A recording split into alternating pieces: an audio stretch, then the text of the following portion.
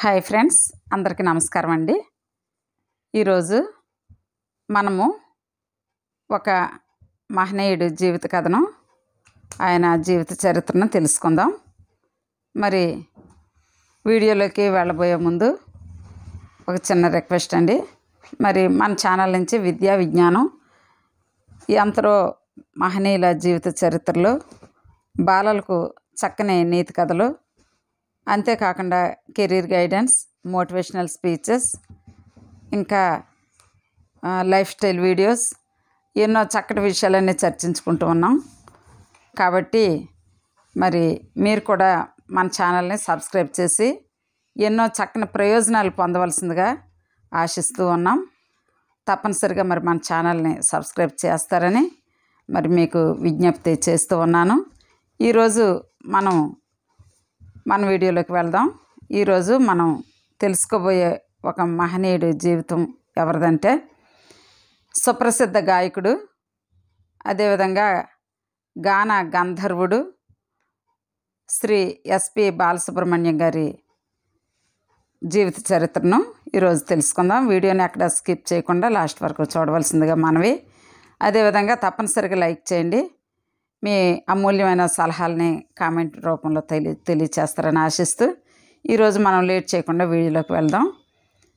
సుప్రసిద్ధ గాయకుడు బాలు అనగా ఎస్పి బాలసుబ్రహ్మణ్యం గారు. ఎస్పి బాలసుబ్రహ్మణ్యం 1946 జూన్ 4 నుండి 2020 సెప్టెంబర్ 25 వరకు ఈయన జీవితకాలం. నేపథ్య గాయకుడు, సంగీత దర్శకుడు, నటుడు, టెలివిజన్ వ్యాఖ్యాత. తెలుగు, తమిళ, కన్నడ, హిందీ లాంటి భాషల్లో సుమారు 40,000కు పైగా పాటలు పాడారు. ఆయన పూర్తి పేరు శ్రీపతి పండితారాధ్యుల బాలసుబ్రహ్మణ్యం. ఆయన్ను ఎస్పీబి అని కూడా పిలవడం కద్దు. అభిమానులు ఆయనను ముద్దుగా బాలు అని పిలుస్తారు. 1966లో పద్మనాభం నిర్మించిన శ్రీ శ్రీ శ్రీ మర్యాద రామన్న చిత్రంతో సినీ గాయకుడిగా ఆయన ప్రస్థానం ప్రారంభమైంది. అనతి కాలంలోనే మరిన్ని అవకాశాలు తలుపు తట్టాయి. మొదట్లో ఎక్కువగా తెలుగు, తమిళ చిత్రాల్లో పాటలు పాడే అవకాశాలు వచ్చాయి. చాలామంది నటులకు వారి హావభావాలకు, నటనా శైలికి అనుగుణంగా పాటలు పాడేవారు. శ్రీ ఎస్పి బాలసుబ్రహ్మణ్యం గారు జననం, ఈయన పూర్తి పేరు శ్రీపతి పండితారాధ్యుల బాలసుబ్రహ్మణ్యం గారు. జననం 1946 జూన్ 4. ప్రదేశం కోనేటమ్మపేట, నెల్లూరు జిల్లా, మద్రాస్ ప్రెసిడెన్సీ. మరణం 2020వ సంవత్సరం సెప్టెంబరు 25వ తేదీ. అప్పటికి ఆయన వయసు 74 సంవత్సరాలు. మరణించిన ప్రదేశం ఎంజిఎం హాస్పిటల్, చెన్నై. మరణ కారణం కోవిడ్-19. ఈయనకు గల ఇతర పేర్లు బాలు, గాన గంధర్వుడు. వృత్తి నేపథ్య గాయకుడు, సంగీత దర్శకుడు, నిర్మాత మరియు నటుడు. క్రియాశీల సంవత్సరాలు 1965 నుండి 2020వ సంవత్సరం వరకు వారు వారి యాక్టివిటీస్ చేశారు. జీవిత భాగస్వామి శ్రీమతి సావిత్రి గారు. పిల్లలు చరణ్ అండ్ పల్లవి. తల్లిదండ్రులు శ్రీపతి పండితారాధ్యుల సాంబమూర్తి, ఆయన తండ్రి. తల్లి శకుంతలమ్మ గారు. 1969లో మొదటిసారిగా నటుడిగా కనిపించిన ఆయన తర్వాత కొన్ని అతిథి పాత్రల్లో నటించారు. తర్వాత అనేక తమిళ, తెలుగు చిత్రాల్లో సహాయ పాత్రలు పోషించారు. ప్రేమ 1989, ప్రేమికుడు 1994, పవిత్ర బంధం 1996, ఆరో ప్రాణం 1997, రక్షకుడు 1997, దీర్ఘ సుమంగళీ భవ 1998 మొదలైనవి ఆయన నటించిన కొన్ని సినిమాలు. బాలు డబ్బింగ్ ఆర్టిస్ట్గా అనేక మంది కళాకారులకు గాత్రదానం చేశారు. కమల్ హాసన్, రజనీకాంత్, సల్మాన్ ఖాన్, విష్ణువర్ధన్, జెమినీ గణేశన్, గిరీష్ కర్నాడ్, అర్జున్, నగేష్, రఘువరన్ లాంటి వాళ్లకు గాత్రదానం చేశారు. సినిమాల్లోనే కాక టీవీ రంగంలో ఆయన పాడుతా తీయగా పాడాలని ఉంది లాంటి కార్యక్రమాలను నిర్వహించి ఎంతోమంది నూతన గాయని గాయకులను పరిచయం చేశారు. ఇవి కాకుండా ఈటీవీలో ప్రసారమైన స్వరాభిషేకం లాంటి కార్యక్రమాల్లో తన గానాన్ని వినిపించారు. ఆయన కేంద్ర ప్రభుత్వం నుండి 2001లో పద్మశ్రీ పురస్కారాన్ని, 2011లో పద్మభూషణ్ పురస్కారాన్ని అందుకున్నారు. ఆంధ్రప్రదేశ్ ప్రభుత్వం నుంచి 25 సార్లు వివిధ విభాగాల్లో నంది పురస్కారం అందుకున్నారు. ఇంకా తమిళనాడు, కర్ణాటక రాష్ట్ర ప్రభుత్వాల నుంచి కూడా పలు పురస్కారాలు అందుకున్నారు.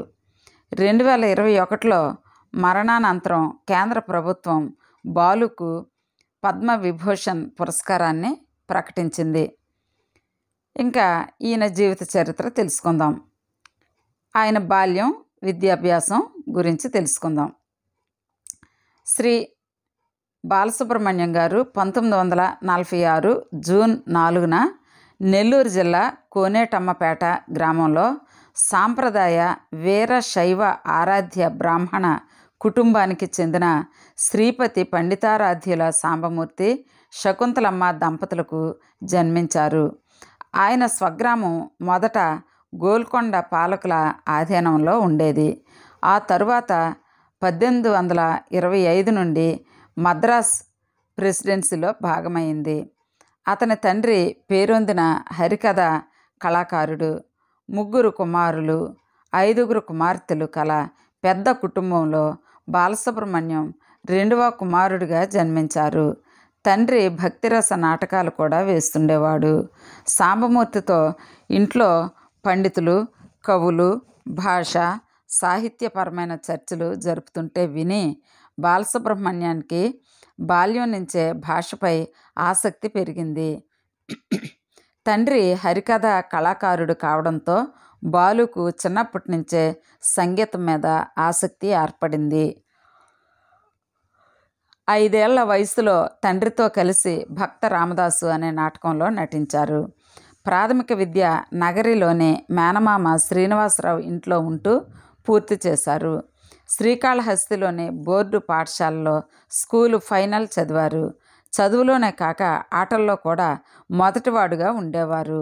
శ్రీకాళహస్తిలో చదివేటప్పుడు జీవి సుబ్రహ్మణ్యం అనే ఉపాధ్యాయుడు చెంచులక్ష్మి సినిమాలో సుశీల పాడిన పాలకడలిపై శేష తల్పమున అనే పాటను ఆలపింపజేసి టేపు మీద రికార్డు చేయించాడు.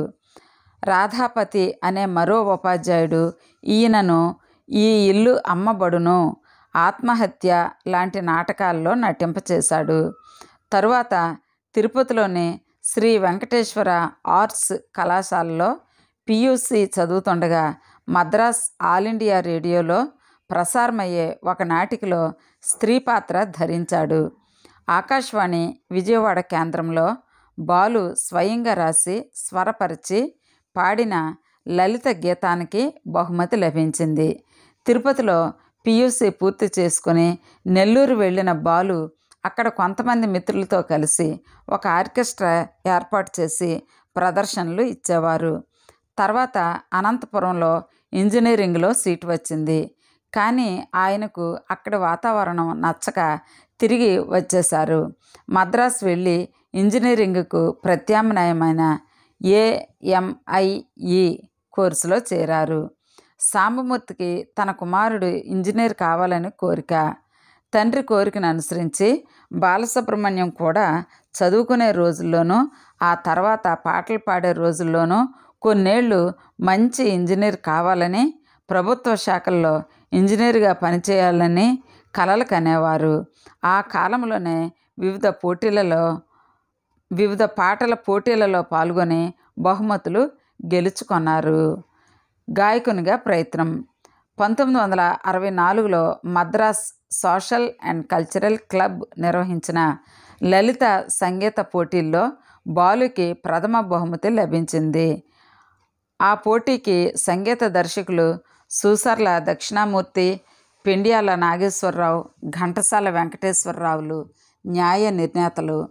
అదే పోటీలో ఎస్పి కోదండపాణి బాలు ప్రతిభను గమనించారు.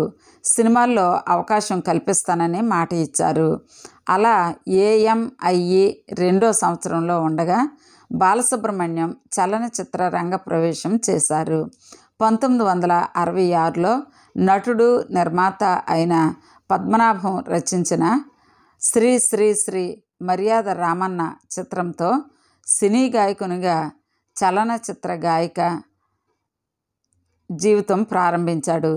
ఏమి ఈ వింత మోహం అనే పల్లవి గల ఈ పాటను ఆయన పి. సుశీల, కళ్యాణం రఘురామయ్య, పిబి శ్రీనివాసులతో కలిసి పాడారు.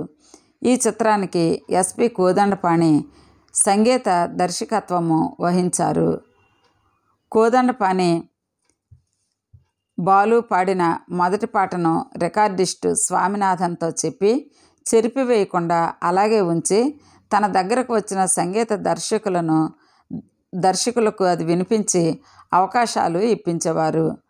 అలా తనకు సినీ గాయకునిగా జీవితాన్ని ప్రసాదించిన కోదండపాణిపై భక్తితో, అభిమానంతో తాను నిర్మించిన ఆడియో ల్యాబ్కు కోదండపాణి ఆడియో ల్యాబ్స్ అని అతని పేరే పెట్టుకున్నారు బాలుగారు. 1969 నుంచి బాలుకు గాయకుడిగా పుష్కలంగా అవకాశాలు రాసాగాయి. ఆయన పాటలు ముఖ్యంగా ఆనాటి యువతను ఆకట్టుకున్నాయి. చాలామంది నటులకు వారి హావభావాలకు, నటనా శైలులకు అనుగుణంగా అతను పాటలు పాడి ప్రాణం పోశాడు. అందుకే అమర గాయకుడు ఘంటసాల తరువాత తెలుగు సినీ పాటకు సిసలైన వారసుడిగా నిలిచాడు. పదాల మాధుర్యాన్ని గమనించి అతను చేసే ఉచ్చారణ అతని పాటను పండిత పామరులకు చేరువ చేసింది. శంకరాభరణం, సాగర సంగమం లాంటి తెలుగు చిత్రాలే కాకుండా ఏక్ దుజే కేలియే లాంటి హిందీ చిత్రాలకు అతను పాడిన పాటలు దేశమంతా ఉర్రూతలూగించాయి. 40 ఏళ్ల సినీ ప్రస్థానంలో 40,000 పాటలు 11 భాషలలో పాడి 40 సినిమాలకు సంగీత దర్శకత్వం వహించి ప్రపంచంలోనే ఒక అరుదైన రికార్డు సృష్టించారు ఆయన. తెలుగు, తమిళమే కాకుండా కన్నడంలో కూడా ఆయన పాడిన పాటలకు జాతీయ పురస్కారాలు లభించాయి. గాయకుడిగానే కాకుండా గాత్రదాన కళాకారుడిగా, నటుడిగా, సంగీత దర్శకుడిగా ఆయా విభాగాలలో ఆంధ్రప్రదేశ్ ప్రభుత్వ నంది పురస్కారాన్ని 29 సార్లు అందుకున్న బహుముఖ ప్రజ్ఞాశాలి ఈ గాన గంధర్వుడు. బాలుకు తన వృత్తి పట్ల ఎంత అంకిత భావం ఉందో తెలియడానికి ఒక ఉదాహరణ ఏమంటే 1989లో వచ్చిన కమల్ హాసన్ చిత్రం ఇంద్రుడు చంద్రుడిలో డ్యూయల్ రోల్స్లో ఒక పాత్ర జీకే రాయుడుగా మాట్లాడే యాసకి తగ్గట్టుగా నచ్చినప్పుడు వెచ్చని బెడ్డు సిద్ధంరా ఫ్రెండు అనే పాట పాడి గొంతులో చిన్న గుల్ల వచ్చి పాడడానికి ఇబ్బంది పడి తర్వాత శస్త్రచికిత్స చేయించుకున్నారు.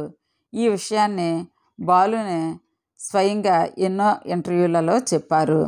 2016 నవంబర్లో గోవాలో జరిగిన 47వ అంతర్జాతీయ చలనచిత్రోత్సవాలలో ఆయనకి శత వసంత భారతీయ చలనచిత్ర మూర్తిమత్వ పురస్కారాన్ని అనగా centenary award for Indian film personality of the year 2016ను ప్రదానం చేశారు. ఇక నటునిగా ఆయన ప్రస్థానం చూద్దాం. నటునిగా శ్రీ ఎస్పి బాలసుబ్రహ్మణ్యం గారు. అతను 1969లో వచ్చిన పెళ్ళంటే నూరేళ్ల పంట అనే చిత్రంలో మొదటిసారిగా నటుడిగా కనిపించారు. 1990లో తమిళంలో వచ్చిన కేలడి కణ్మణి అనే చిత్రంలో బాలు కథానాయకుడిగా నటించాడు. ఇందులో రాధిక కథానాయిక. ఈ సినిమా తెలుగులో ఓ పాప లాలి, అనే పేరుతో అనువాదం అయింది. ఇంకా ప్రేమ 1989, దోషి 1992, ప్రేమికుడు 1994, పవిత్ర బంధం 1996, ఆరో ప్రాణం 1997, రక్షకుడు 1997, దీర్ఘ సుమంగళి భవ 1999, దీర్ఘ సుమంగళి భవ 1998 వంటి సినిమాల్లో ప్రాధాన్యత కలిగిన సహాయ పాత్రలో నటించాడు. 2012లో తనికెళ్ళ భరణి దర్శకత్వంలో వచ్చిన మిథునం సినిమాలో కథానాయకుడిగా, 2015లో 3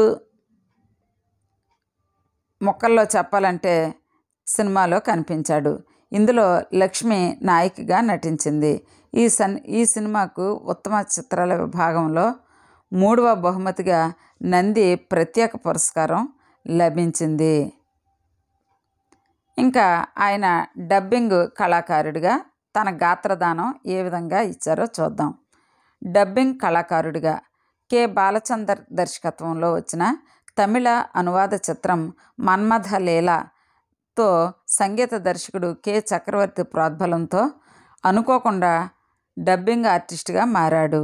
అందులో కమల్ హాసన్కి చక్రవర్తి డబ్బింగ్ చెబితే, కమల్ హాసన్ ఆఫీసులో పనిచేసే ఒక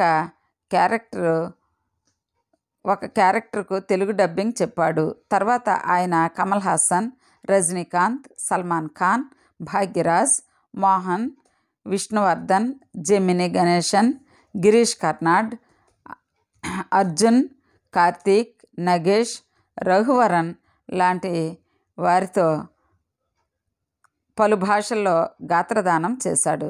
పసివాడి ప్రాణం చిత్రంలో రఘువరన్కు చెప్పిన డబ్బింగ్ సినిమాకి హైలైట్గా నిలిచింది. అలాగే తమిళం నుంచి తెలుగులోకి అనువాదమయ్యే కమల్ హాసన్ చిత్రాలన్నింటికీ ఈయనే డబ్బింగ్ చెబుతుండేవారు. 2010లో కమల్ హాసన్ కథానాయకుడిగా వచ్చిన దశావతారం చిత్రంలో కమల్ పోషించిన 10 పాత్రల్లో 7 పాత్రలకు బాలునే డబ్బింగ్ చెప్పడం విశేషం. ఇందులో కమల్ పోషించిన ముసలావిడి పాత్ర కూడా ఉంది. అన్నమయ్య చిత్రంలో సుమన్ పోషించిన వెంకటేశ్వర స్వామి పాత్రకు సాయి మహిమ చిత్రంలో బాలు డబ్బింగ్ చెప్పాడు. ఈ 2 చిత్రాలకు ఆయనకు ఉత్తమ డబ్బింగ్ కళాకారుడిగా నంది పురస్కారం లభించింది. ఆటెన్ బరో దర్శకత్వంలో వచ్చిన గాంధీ చిత్రంలో గాంధీ పాత్రధారి అయిన బెన్ కింగ్స్లేకు తెలుగులో బాలు డబ్బింగ్ చెప్పారు. ఈ విధంగా ఆయన డబ్బింగ్లో రాణించారు. తర్వాత ఇంకా ఆయన టీవీ కార్యక్రమాలు, ఈటీవీలో పాడుతా తీయగా అనే కార్యక్రమంతో బాలసుబ్రహ్మణ్యం బుల్లితెర ప్రవేశం చేశారు. అనేక మంది కొత్త గాయకులను ఈ కార్యక్రమం ద్వారా పరిచయం చేశారు. 1996లో మొదలైన ఈ కార్యక్రమం 2020లో ఇంకా కొనసాగుతూనే ఉంది.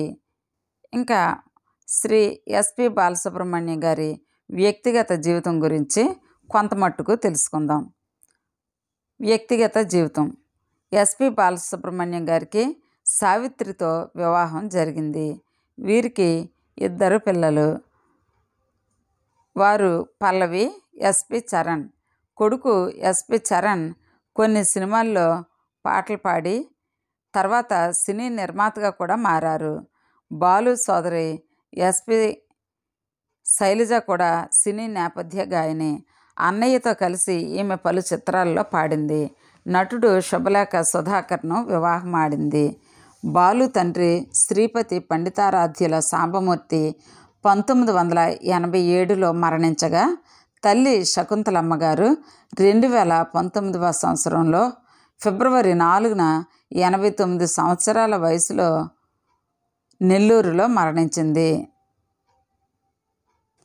ఇక శ్రీ ఎస్పి బాలసుబ్రహ్మణ్యం గారు అందుకున్న పురస్కారాలు చూద్దాం. పురస్కారాలు: భారతీయ భాషల్లో ఆయన సుమారు 40,000కు పైగా పాటలు పాడారు. అత్యధిక పాటలు రికార్డు చేసిన గాయకుడిగా ఆయన పేరిట ఒక రికార్డు ఉంది. ఆయన సుదీర్ఘ ప్రస్థానంలో 6 జాతీయ పురస్కారాలు, 6 ఫిల్మ్ఫేర్ దక్షిణాది పురస్కారాలు, 1 ఫిల్మ్ఫేర్ పురస్కారం అందుకున్నారు. 1979లో వచ్చిన సంగీత ప్రధానమైన శంకరాభరణం చిత్రానికి ఆయనకు జాతీయ పురస్కారం లభించింది. 2 సంవత్సరాల తర్వాత ఆయనకు 1981లో బాలీవుడ్ ప్రవేశించి ఏక్ దూజే కెలియే చిత్రానికి గాను రెండోసారి పురస్కారాన్ని అందుకున్నారు. తర్వాత సాగర సంగమం 1983, రుద్రవీణ 1988 చిత్రాలకు జాతీయ పురస్కారాలు అందుకున్నారు. 25 సార్లు ఉత్తమ గాయకుడిగా, ఉత్తమ సంగీత దర్శకుడిగా, ఉత్తమ డబ్బింగ్ ఆర్టిస్టుగా, ఉత్తమ సహాయ నటుడిగా నంది పురస్కారాలు అందుకున్నారు. ఇంకా తమిళనాడు, కర్ణాటక రాష్ట్ర ప్రభుత్వాల నుంచి కూడా పలు పురస్కారాలు అందుకున్నారు. ఇంకా ఆయన అందుకున్న కొన్ని పురస్కారాలు చూద్దాం. పద్మశ్రీ 2001వ సంవత్సరంలోను, డాక్టరేట్ పొట్టి శ్రీరాములు విశ్వవిద్యాలయం 1999లో, ఆంధ్రప్రదేశ్ ప్రభుత్వ గవర్నర్ రంగరాజన్ చేతుల మీదుగా పద్మభూషణ్ 2011లోను, గవర్నర్ రంగరాజన్ చేతుల మీదుగా అందుకున్నారు. తర్వాత పద్మభూషణ్ 2011 సంవత్సరంలో అందుకున్నారు. శత వసంత భారతీయ చలనచిత్ర మూర్తిమత్వ పురస్కారం 2016లోను, అదేవిధంగా కేంద్ర సమాచార ప్రసార శాఖ మంత్రి వెంకయ్యనాయుడు చేతుల మీదుగా ఈ పురస్కారాన్ని ఆయన అందుకోవడం జరిగింది. తర్వాత 2016లో SIIMA lifetime achievement award అందుకున్నారు. తర్వాత 2021లో పద్మ విభూషణ్ అవార్డును పురస్కారాన్ని ఆయన అందుకున్నారు. ఇంకా మరి ఎంత మహనీయులకైనా తప్పనిది మరణం. మరి మహనీయులు మరణించినప్పుడు మరి వారి కీర్తి మాత్రం ఆకాశాన్ని అంటుకున్నటువంటి వారి కీర్తి అజరామరంగా నిత్యం వెలుగుతూనే ఉంటుంది. ఆయన 2020 ఆగస్టు 5న ఎస్పి బాలసుబ్రహ్మణ్యం తనకు కోవిడ్-19 వ్యాధి సోకినట్టు ప్రకటించారు. చికిత్స నిమిత్తం చెన్నైలోని ఎంజిఎం ఆసుపత్రిలో చేరారు. ఆ తరువాత కరోనా తగ్గినప్పటికీ ఇతర శ్వాసకోశ సమస్యలు ఏర్పడి ఆరోగ్యం విషమించడంతో ఎక్మో వెంటిలేటర్ సాయంతో చికిత్స కొనసాగించారు. 2020 సెప్టెంబర్ 25న మధ్యాహ్నం 1:04 బాలు అనగా శ్రీ ఎస్పి బాలసుబ్రహ్మణ్యం గారు తుది శ్వాస విడిచారు. 2020 సెప్టెంబరు 26న తిరువళ్ళూరు జిల్లాలోని రెడ్ హిల్స్ తామరపాకంలోని ఆయన వ్యవసాయ క్షేత్రంలో తమిళనాడు ప్రభుత్వం ఆధ్వర్యంలో అంత్యక్రియలు జరిగాయి. మరి ఫ్రెండ్స్, మరి ఎస్పి బాలసుబ్రహ్మణ్యం గారు పాడినటువంటి పాటల్లో కొన్ని ముఖ్యమైన పాటలు చూద్దాం. 1967 సినిమాలో శ్రీ మర్యాద రామన్నలో విశ్వము కంటెను విపులమైనది ఏది అనే పద్యం, ఓ ఏమీ ఈ వింత మోహం అనే పాట ఆయన మొదటి పాట. ఎస్పి కోదండపాణి గారు సంగీత దర్శకులు. తర్వాత ప్రైవేట్ మాస్టరు సినిమాలో పాడుకో పాడుకో పాడుకో చదువుకో కేవి మహదేవన్ సంగీత సారథ్యంలో. తర్వాత 1968లో సుఖదుఖాలు పాట ఓ 16 నా వయసు పండింది నా సొగసు, ఎస్పి కోదండపాణి గారు సంగీత దర్శకులు. ఓ అందాలు చిందే ఆ కళ్ళలోనే బంగారు కలలే దాగున్నవే అనే పాట అండి. మేడంటే మేడ కాదు, గూడంటే గూడు కాదు అనే పాట. అవి సుఖదుఖాల్లో పాటలు ఆయన పాడినవి.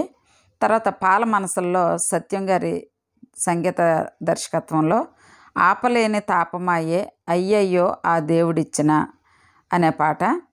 వీరాంజనేయ చిత్రంలో హనుమ పావన రుద్ర తేజమున అనేది శ్రీమన్మహామేరు గాంభీర్యమే మూర్తిమంతముగా అనేది సాలూరు రాజేశ్వరరావు గారి డైరెక్షన్లో పాడారండి. మాయామందిరం చిత్రంలో మోహనమౌ వలవేసి మనసే దోచావా ముచ్చటగా చేరమని అనే పాటను సత్యం పార్థసారథి గారి సంగీత సారథ్యంలో పాడారు. రాజయోగం మూవీలో ఏ లోకాన ఎవరైనా జవదాటలేరు విధివ్రాత అనే పాట. కాదులే కల కాదులే అవునులే నిజమౌనులే అనే పాట. సురుచిర సుందర హాస సుమధుర గాన విలాస అనే పాటను సత్యం దర్శకత్వంలో పాడారండి. తర్వాత నేనంటే నేనే చిత్రం నుంచి ఓ చిన్నదాన నన్ను విడిచిపోతావటే ఒకే ఒక గులాబీకై నరసింగ సామినిరా నిన్ను నలపక తింటారా చాలదా ఈ చోటు రాదులే ఏ లోటు అనే ఎస్పి కోదండపాణి గారి సంగీత సారథ్యంలో పాడారు ఈ పాటలు. తర్వాత బంగారు పిచ్చుక చిత్రం నుంచి ఓహోహో బంగారు పిచ్చుక పలుకలేని పంచదార చిలుక అనే పాట. మరియు మనసే గని తరగని గని తగ్గని గని పనిలో పని అనే పాటను కేవి మహాదేవన్ గారి సంగీత సారథ్యంలో పాడారు. అగ్గి మీద గుగ్గులం చిత్రంలో ఎందుకే ఎందుకే చందమామ అనే పాట. 1 2 3 1 నేను 2 మీరు 3 అనేది ఓహోహో గూటిలోను గువ్వ అనే పాటలో సత్యం గారి సంగీత సారథ్యంలో పాడారండి. ఉండమ్మ బొట్టు పెడతా అనే చిత్రం నుంచి చుక్కలతో చెప్పాలని ఏమని ఇటు చూస్తే తప్పని రావమ్మ మహాలక్ష్మి రావమ్మ నీ కోవెల ఈ ఇల్లు. తర్వాత చాలులే నిదురపో జాబిలి కోన అనే పాటలు కేవి మహాదేవన్ గారి సంగీత సారథ్యంలో పాడారు. తర్వాత పేదరాశి పెద్దమ్మ కథ నుంచి ఓహోహో నా జవరాల నా సుమబాల అనే పాటను ఎస్పి కోదండపాణి గారి సారథ్యంలో పాడారండి. ఇంకా 1969లో శ్రీరామ కథ అనే చిత్రం నుంచి అనేక పాటలు ఎస్పి కోదండపాణి గారు దర్శకత్వంలో పాడారు. తర్వాత మంచి మిత్రులు అనే చిత్రం నుంచి కూడా ఎస్పి కోదండపాణి దర్శకత్వంలో పాడిన పాటలు ఎన్నో ఉన్నాయి. బంగారు పంజరం సాలూరు రాజేశ్వరరావు గారు బి గోపాలం గారి దర్శకత్వంలో మరి 3 పాటలు పాడారండి.